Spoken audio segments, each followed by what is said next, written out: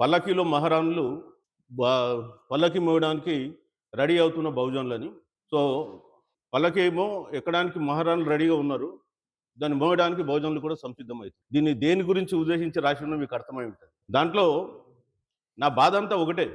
ఏంటంటే, ఆధిపత్య కులాలకు చెందినటువంటి మహిళలు తమ బంధుత్వాల్ని పక్కన పెట్టి, కుటుంబాలను ఎదిరించి రాజకీయ అధికారం చేపట్టాలని చెప్పి పోరాటం చేస్తుంటే, పార్టీలు పెడుతుంటే, మనం ఇంకా పల్లకి మోసే బోయిల్లాగానే తయారైపోయింది. మరి ఎన్నటికి మనం తెచ్చుకుంటాం? ఎప్పుడు మనం రాజ్యాధికారం సాధించుకుంటాం? అందరూ రాజ్యాధికారం అనగానే అందట్లో కూడా ఒక చైతన్యం వచ్చేసి అందరూ కూడా చప్పట్లు కొడుతుండ్రు చూస్తూ ఉన్నా. మనం ఈ రోజుకి కూడా ఏ పరిస్థితుల్లో ఉన్నామా మనం?